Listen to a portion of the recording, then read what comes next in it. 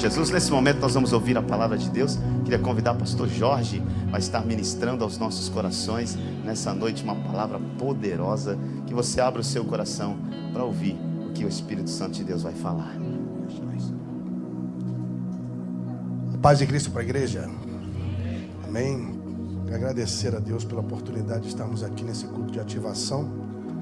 É um culto de ativação profética, onde não desejo fraturar essa atmosfera de unção que Deus tem para nós. Nessa hora eu queria que você tomasse a Bíblia em 1 Samuel capítulo 16. Agradecer a Deus pela vida do pastor Léo, que é um instrumento de Deus e um vaso na mão do olheiro. Amém? Pastores, meus pastores, pastor Bel, pastora Renata, minha cobertura, pastor André, ao irmão Tião, o homem do chofar, o homem de Deus e sua família que tem me ajudado aí com o transporte. 1 de Samuel capítulo 16, eu quero falar sobre ativação profética. É uma temática que tem tudo a ver com a visão dessa igreja, a qual nós fazemos parte. E o pastor me convida, um dia depois de eu estar meditando já nessas coisas, o Senhor começou a mexer comigo. Ao trabalhar com essa palavra, eu fui dormir 4 horas da manhã e tomando banho na cozinha e aquilo dentro de mim. Falei, Deus vai fazer algo na minha vida. Deus vai fazer algo conosco. Amém? Não tenha dúvidas que Deus te trouxe aqui para ser ativado de forma sobrenatural no reino de Deus. E o que Deus vai fazer não tem mais volta. Já vou avisar. Segundo dia que eu vim aqui, a minha pastora veio na minha direção. Eu pensei que ela ia profetizar. Ela disse, olha, já veio a segunda vez, já é nosso. E cumpriu. Aleluia. 1 Samuel capítulo 16, versículo 1. A palavra de Deus diz assim: disse o Senhor a Samuel: até quando terás pena de Saul, havendo eu rejeitado, para que não reine sobre Israel?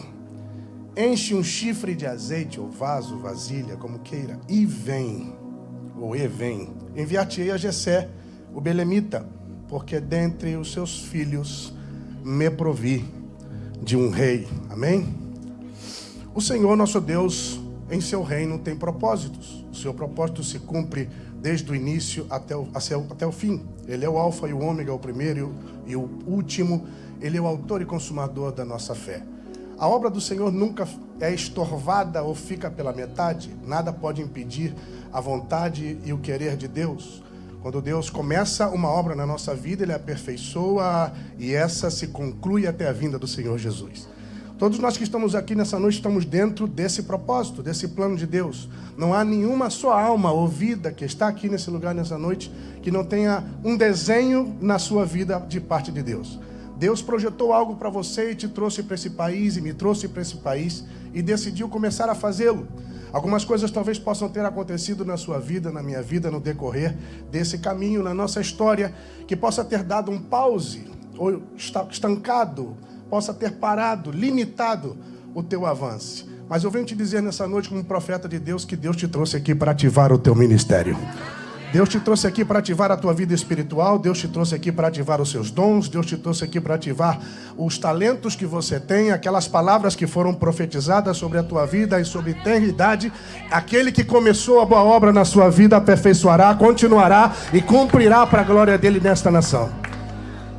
Glória a Deus.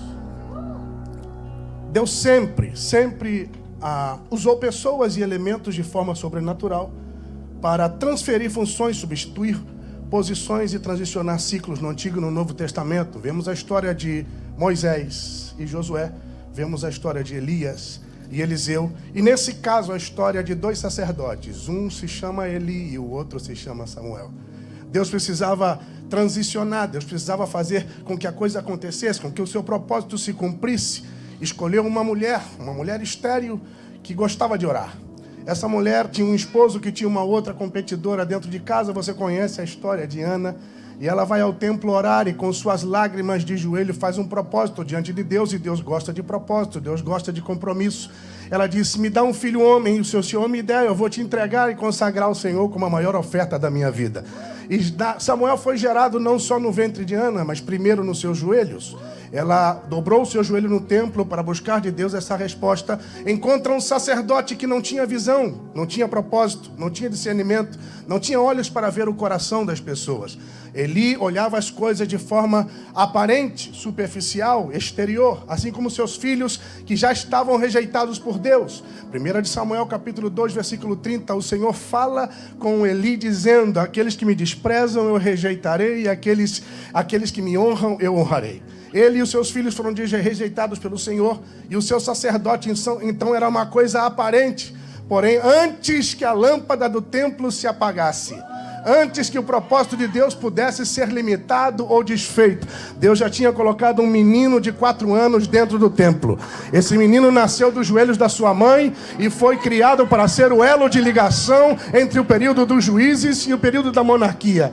Esse menino não ia ser só sacerdote, pastor Bel, ele ia ser profeta, ia ser juiz. Samuel estava no templo servindo a Eli. Ele foi entregado pela sua mãe na porta do templo como uma oferta que todos entregavam ao sacerdote. Alguém trazia um boi, alguém trazia uma ovelha, mas aquela mãe veio trazendo um menino de 4 anos e entrega na porta do tabernáculo e diz, essa aqui é a minha oferta, eu entrego ao Senhor por todos os dias. Eu estou sentindo a presença de Deus aqui nesse lugar. Eu entrego ao Senhor por todos os dias da sua vida.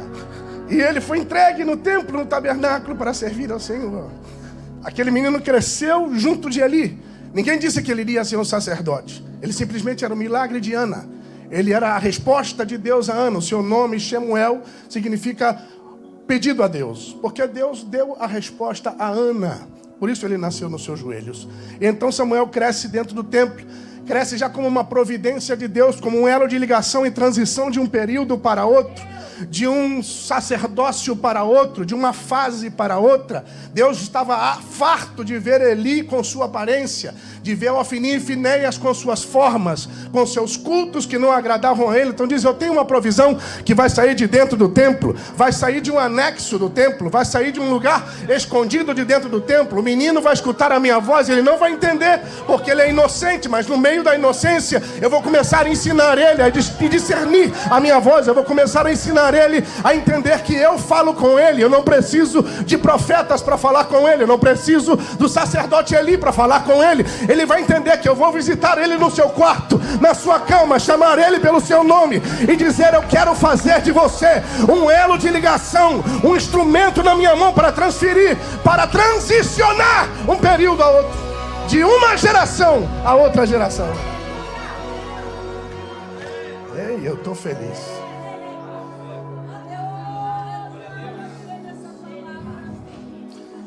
Pela terceira vez ele é chamado, ele vai, se apresenta a Eli. Ele se apresenta conforme o protocolo que alguém ensinava em Siló. Ele deveria se apresentar ao pastor, ao presidente. Quando ele se apresentava ao presidente, pois não, volta a deitar, eu não te chamei, rapaz. Aquilo era uma verdade.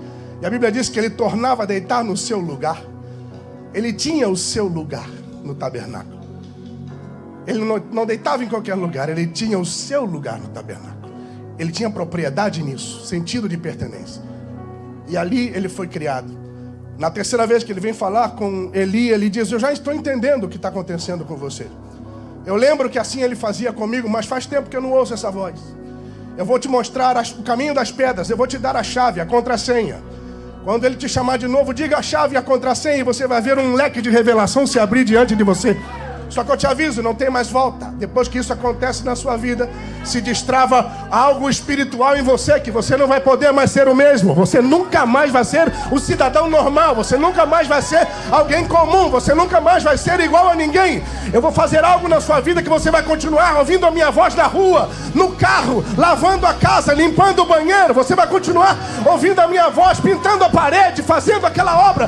Eu vou falar com você, Samuel. Qual é a chave ali? Diga, fala que o teu servo ouve. Essa é a contrassenha, é essa a contrassenha. De madrugada foi se deitar e o Senhor, como costume, o chamou Samuel. Samuel. Ele disse, a contrassenha é, fala que o teu servo ouve. O o Senhor fala diretamente com Samuel sobre a vida de Eli, sobre o que ele ia fazer no sacerdócio e depois do sacerdócio. Ele tinha levantado um homem de Deus para falar com Eli e dizer: Eli, seus filhos me rejeitaram, eu te rejeitei e o rejeitei também. E eu já tenho preparado alguém segundo o meu coração, melhor do que você, um sacerdote fiel. Eu já tenho preparado um sacerdote fiel para continuar o sacerdócio. E estará diante do meu ungido. Isto quer dizer, estará diante do rei de Israel. Ou seja, eu não vou permitir que nada impeça a minha vontade de se cumprir.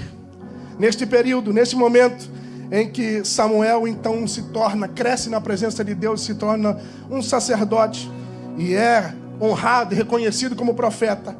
Samuel então começa a servir ao Senhor e ele é juiz de Israel. Um dos juízes e último juiz. Depois de Samuel, os seus filhos não tomaram a liderança, não tomaram a visão, não receberam a responsabilidade. E Israel, então, preocupado com isso, buscou para si um rei, porque não via dos filhos de Samuel alguém que pudesse governar a nação.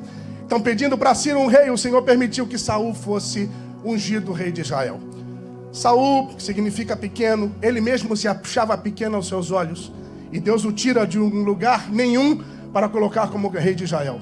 Ele é ungido como um vaso de barro de azeite na casa de Samuel. E desde aquele momento, Saul foi conhecido rei de Israel. Era um homem opulente, tinha a sua forma, tinha o seu modelo. Ele tinha a sua maneira de vestir, ele tinha a sua própria armadura. Saul tinha o seu modus operandi. E Samuel amou isso. Samuel se apegou a isso. Samuel se apaixonou por isso. Ele disse: rei de Israel tem que ser assim, tem que se vestir dessa forma. Ele tem que ter essa opulência, essa aparência, essa altura.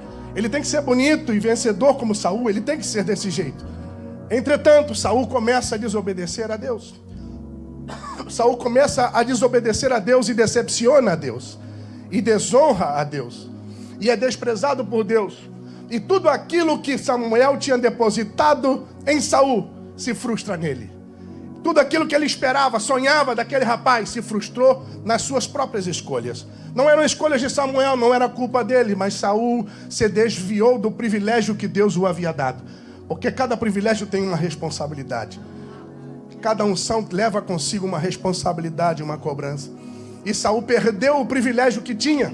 E então Samuel está com medo, Samuel está triste, Samuel está em crise. Samuel está vivendo um momento de crise no seu ministério, onde o seu chifre de azeite está vazio e está guardado, e está pendurado. E ele disse: eu não quero mais saber de profetizar, eu não quero mais saber de nada, eu vou parar por aqui mesmo. Eu não quero mais investir em ninguém, eu não acredito mais em ninguém, eu não posso confiar mais em ninguém. A minha dependência emocional ficou em Saul, eu não consigo me desprender de Saul. Eu acho que cultuar a Deus é ser como Saul. Eu acho que o modelo de Saul, o modelo de roupa, o modelo de vestimenta, o modelo de ética, de protocolo, o modelo até de liturgia de culto, esse modelo para mim me decepcionou. Eu não consigo mais ver outro tipo de modelo. Eu estou preso nesse modelo. Aí é onde a voz de Deus vem outra vez. Aquela voz que ele conhecia na madrugada no tabernáculo. Samuel, até quando você vai estar nessa depressão? Até quando você vai estar chorando por decepção e frustração? Até quando você vai segurar a Saul e não vai soltá-lo? Até quando você vai ser dependente emocional daquele que eu rejeitei? Até quando você vai crer que isso é tudo para o reino de Deus? Que tudo que você conheceu até agora é o suficiente? E só dessa maneira Deus pode agir. E só dessa forma Deus pode falar. E só com esse tipo de pessoa Deus pode usar. Eu vou te mostrar que a minha visão é maior do que a sua. Eu vou te mostrar que o meu projeto é maior do que o seu. Eu vou te mostrar algo novo que os seus olhos não viram, que os seus ouvidos não ouviram e que não subiu ao seu coração. Eu vou ativar o teu ministério profético e eu vou te mostrar um desenho novo. Larga tudo pra lá, deixa tudo que você aprendeu no Brasil, deixa tudo que foi ministrado, que te foi ensinado, deixa toda a formação que você teve em Saul pra lá, porque há uma nova geração para se levantar e eu preciso de alguém ativado na minha presença para profetizar para aquilo que vem. Aleluia.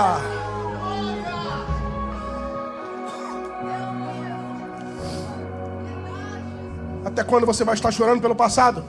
2023 passou. Eu quero ser específico. A tua formação ministerial passou. Seus títulos de teologia passaram. Os seus anéis de grau passaram.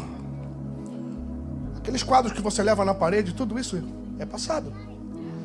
Eu uso como esterco, porque o esterco fertiliza aquilo que vem.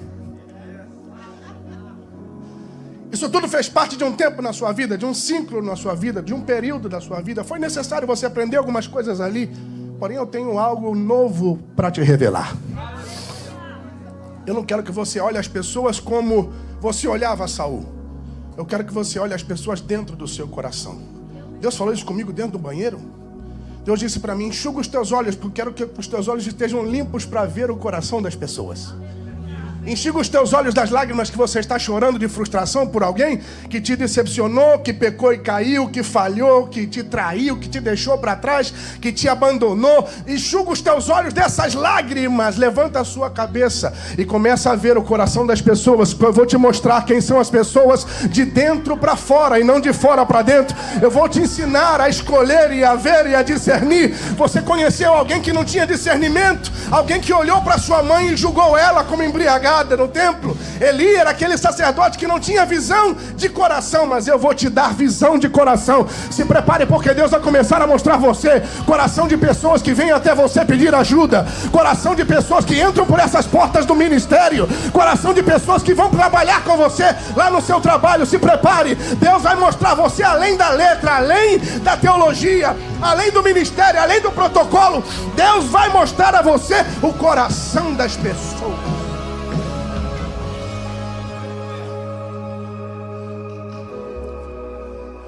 Glória a Deus, porque vocês viram o meu coração.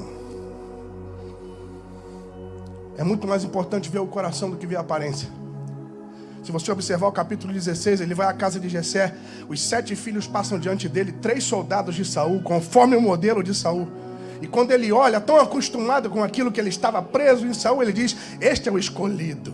É assim que tem que ser, porque foi assim que eu aprendi. E Saul era desse jeito. Deus diz: não, ainda não acabou. Ainda tem alguém para chamar.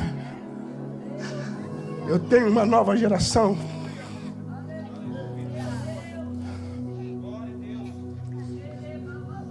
Você precisa ver como eu vejo. Você precisa aprender a olhar o coração das pessoas. Oh, que Deus ative em nós nesse ministério a capacidade de ver o coração das pessoas feridas, decepcionadas, frustradas, caídas, entristecidas, destruídas. Porque às vezes a pessoa entra com uma roupa bonita, com um carro lindo. A pessoa entra aqui com o seu iPad, o seu celular iPhone, mas só Deus conhece como está o coração dela. Só Deus sabe quantas lágrimas caem do seu rosto sozinha de noite naquele quarto, conforme a depressão foi abraçando ela na solidão da América. E Deus nos dê a revelação, que Deus nos dê a visão, que Deus nos dê o discernimento para ver o coração das pessoas. O ministério da toalha.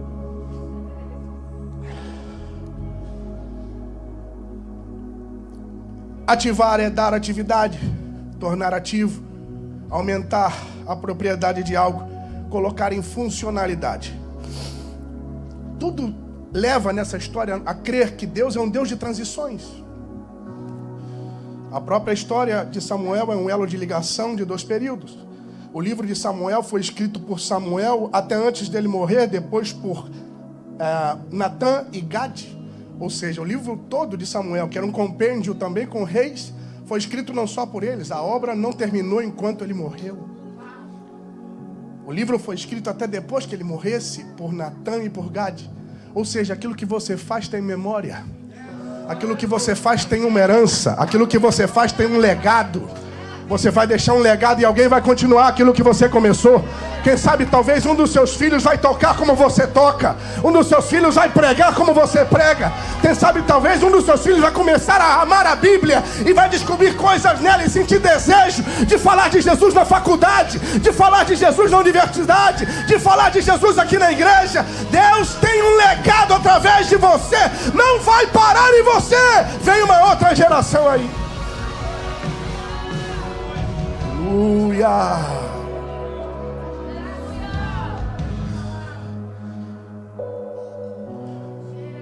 Como é seu nome? Seu nome? Gilbran. estava ali em pé, num domingo. Esses dias que eu cheguei aqui, só Deus sabe como estava meu coração. Deus me conhece. Ele foi a pessoa que Deus usou para falar comigo, coisas que ninguém sabia. Mas quando a voz quer ativar alguém para dar continuidade àquilo que o reino de Deus precisa. Aleluia. Ele está aqui nessa noite. Ele está aqui nessa noite. Ele está aqui nessa noite. Ele está aqui nessa noite. Você está dentro do plano. Você está dentro do propósito. Você está dentro da visão. Você está dentro do ciclo que Deus está fazendo. Você está dentro do desenho. Você está dentro do propósito de Deus. Você está inserido naquilo que Deus tem para você. Você daqui não vai para nenhum ministério mais, porque você já entendeu o porquê você chegou aqui, o porquê você chegou nessa igreja. Aqui você será plantado para dar fruto. Levanta-te da tristeza. Eu vou mudar o modelo, a forma. Eu vou mudar o formato. Eu vou mudar a aparência. Você se identifica muito com coisas que já passaram. Eu preciso te mostrar coisas novas. Levanta-te. Glória a Deus, aleluia. Sei que você foi criado em Silo, mas eu rejeitei a Eli. Eu rejeitei esse desenho, eu rejeitei essa forma. E de verdade, a minha esperança é que você possa quebrar hoje paradigmas. Que coisas da sua mente, que coisas do nosso entendimento sejam quebradas. Eu sou Bleia, desde que me converti. Mas depois que fui ao campo missionário, como missionária, descobri que aquela forma não funcionava em alguns lugares. Remolinhando, remolinhando, celebrarei a Jeová. Remolinhando, remolinhando, me harei mais vil por causa de Jeová. Remolinhando, remolinhando, celebrarei a Jeová. Remolinhando, remolinhando, me harei mais vil por causa de Jeová. La la la la la la la la la la la la la la la la la.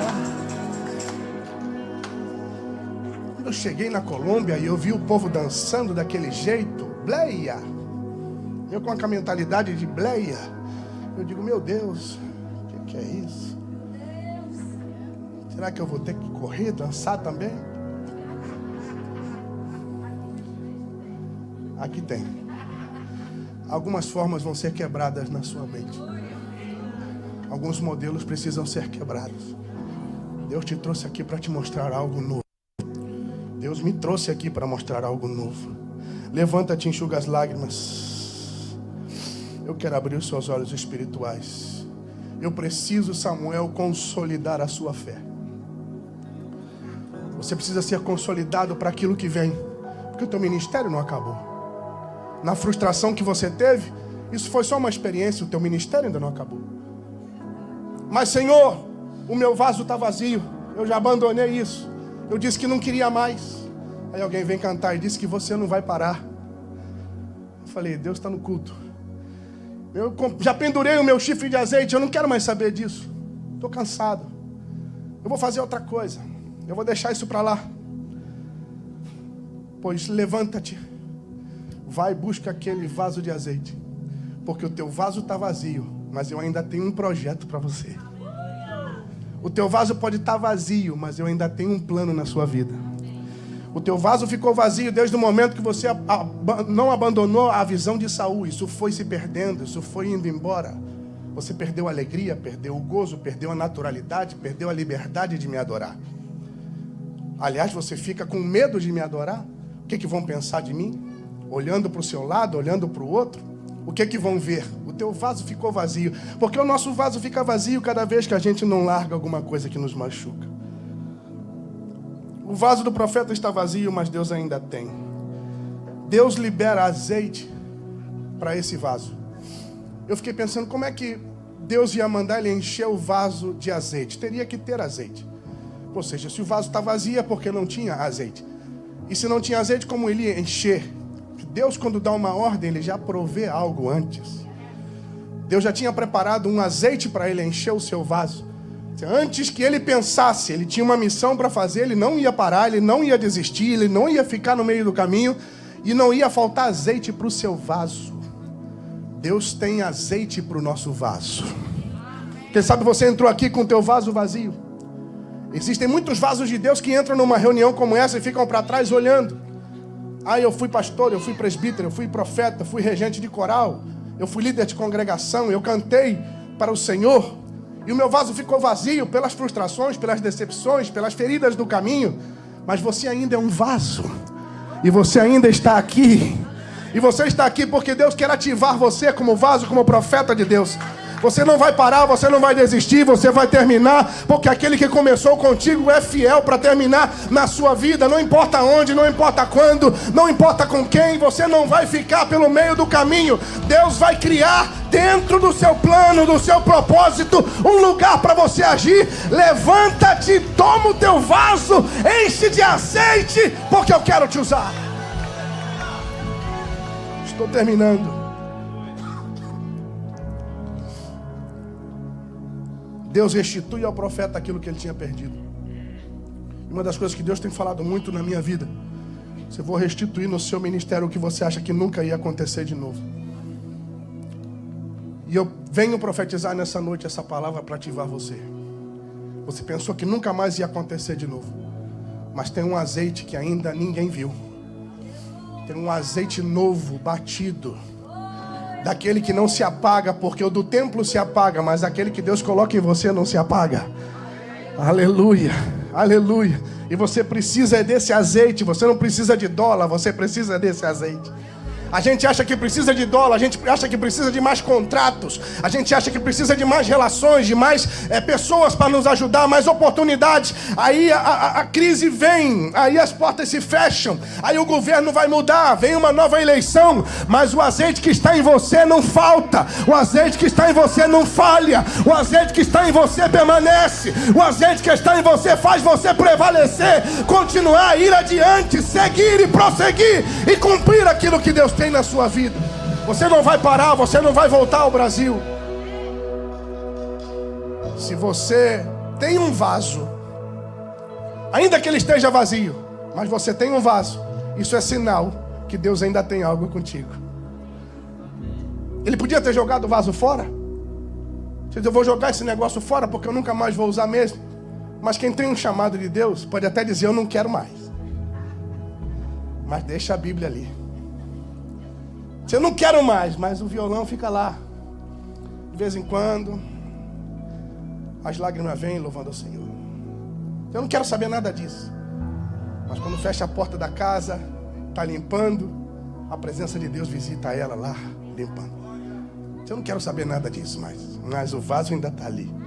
Se o vaso ainda está aí, se prepara, porque hoje você vai sair daqui cheio de Deus. Se prepara, porque você não vai sair da mesma forma que você entrou. E eu quero seguir. Enche o chifre de azeite. Sabe o que é interessante? Deus ungiu a Saul. Ele ungiu a Saul com um modelo de unção. Você vai ungir a Saul com um modelo. Vai ungir ele com um vaso de barro. Mas a Davi você não vai ungir com vaso de barro. A Davi você vai ungir ele com chifre de azeite. Chifre de carneiro. Porque há uma grande diferença entre Saul e Davi. O parâmetro de Saul era tão raso que ele esqueceu a arca há 20 anos. E ele foi ungido com barro. Mas Deus diz: agora o negócio é tão novo que eu tenho que fazer através de você, porque eu vou te ungir diferente às pessoas. Eu vou mudar até a tua maneira de ungir as pessoas. Você vai ungir com chifre de carneiro. Porque para essa unção eu preciso de um sacrifício. Para essa unção eu preciso de sacrifício. O barro você tira da terra, a massa, molha ele e faz. Para você ungir alguém com chifre, você precisa sacrificar um animal. Quem pode revogar essa unção? Quem pode desfazer essa unção? Quem pode dizer que não foi Deus que trouxe essa unção? Quem pode dizer que não foi Deus que fez isso? Quem pode dizer que não é válido? Mas Saul legalmente ainda é rei. Eu não importo com o que é legal. Eu sou um Deus de provisão. Eu sou um Deus que vejo antes. Eu me antecipo, eu me adianto, eu me acelero. Eu vou na frente do problema. Antes que o problema venha, eu já tenho um Davi guardado. Você perdeu muito tempo chorando, Samuel. Enquanto você chorava, eu estava procurando. Enquanto você estava chorando, eu estava procurando alguém para assumir esse posto. Levanta a tua mão, porque Deus nunca fica surpreendido pela sua circunstância. Recebe, porque Deus não chega atrasado. Deus nunca é surpreendido. Ninguém pode enganar a Deus. Algo se perdeu, mas Deus já tem algo por detrás esperando. Fica de pé, fica de pé.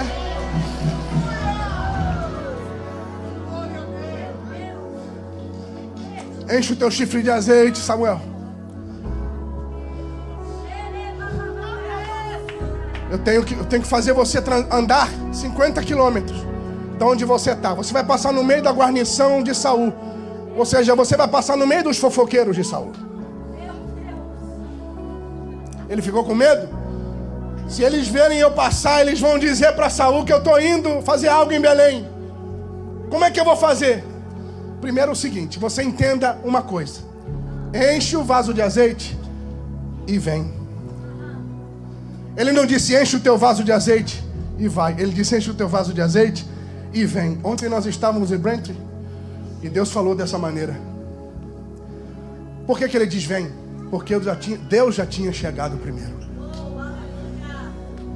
Por que ele diz vem? Diz porque eu estou na tua frente e já está tudo preparado. Você estava chorando e eu estava preparando. Você estava chorando e eu estava criando, provendo, escolhendo. Achei a Davi.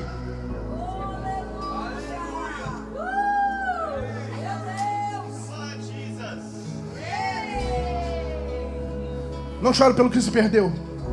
Não chore pelo que ficou para trás. Não chore por amizades rotas, amizades quebradas. Não chore por alianças desfeitas. Não chore por portas fechadas.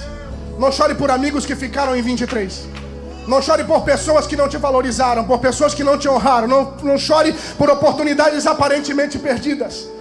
Enquanto você chora, eu procuro. Enquanto você chora, eu já tenho pronto. Enquanto você chora, eu já fui na sua frente. Enquanto você chora, eu já tenho preparado, eu já tenho me provido. Eu me provi de um rei. Vem. Deus já foi na frente. Deus já foi na frente. Deus já foi na frente. Deus já foi na tua frente. Deus tinha prometido para mim que eu viria à América antes de eu sair às nações.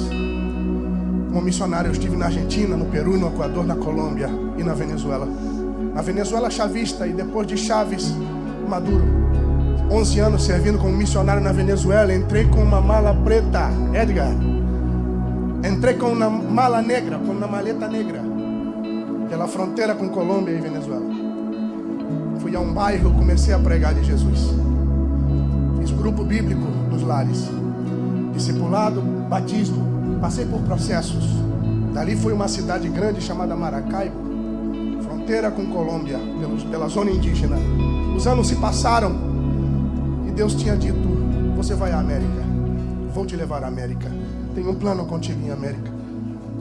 Eu obedecendo a Deus na Venezuela, eu disse: Senhor, na época um empresário me disse: venha à América, eu consigo. Eu me fez, pagou o passaporte, né, pagou tudo, o visto. E eu vim à Califórnia, época de Obama. Quando eu cheguei no aeroporto, que eu vi aquele chão estrelado, eu vivia na Venezuela, onde o povo comia lixo, carne de cachorro. As mulheres revilavam lixo na esquina por causa do comunismo. E eu trazia alimento e provisão para aquele povo. Quando eu entrei naquele aeroporto, eu digo: meu Deus, isso foi o que o Senhor falou? Eu me sinto em casa. Eu me sinto em paz. Preguei nos Estados Unidos diversas vezes e sempre voltava para a Venezuela. Alguém disse: fica, abre igreja, faz isso. Falou: não, ali é o ali de Deus. Deus disse para Elias: enquanto você estiver no ali, o corvo vai te alimentar. Se você sair do meu ali, o corvo não vai te encontrar. E foi no ali de Deus, na Venezuela, que Deus providenciou tudo para que eu viesse. Essa é a minha 6ª vez, eu venho com um projeto de vida. E antes de vir para cá, estava no Nordeste do Brasil, na pandemia, enfim, isso é um assunto para outra hora. Mas eu vejo a mão de Deus, o seu plano não muda, o seu propósito não muda. Ele não decepciona, Ele não nos frustra, a nossa esperança em Deus não morre. É uma grande diferença entre você depositar a expectativa em Saul e colocar toda a sua esperança em Deus. Quem sabe alguém está aqui nessa noite e entrou aqui frustrado, em crise, entrou aqui machucado, pendurou o seu chifre de azeite e disse: eu não quero mais saber disso, eu estou triste, eu estou decepcionado, eu quero trabalhar e fazer aquilo que eu vim fazer, mas essa chama, esse fogo, esse ministério não. E tem uma voz saindo da sarça nessa noite, e tem uma voz visitando o teu quartinho nessa noite, está dizendo: ainda tenho algo contigo, eu não terminei com você.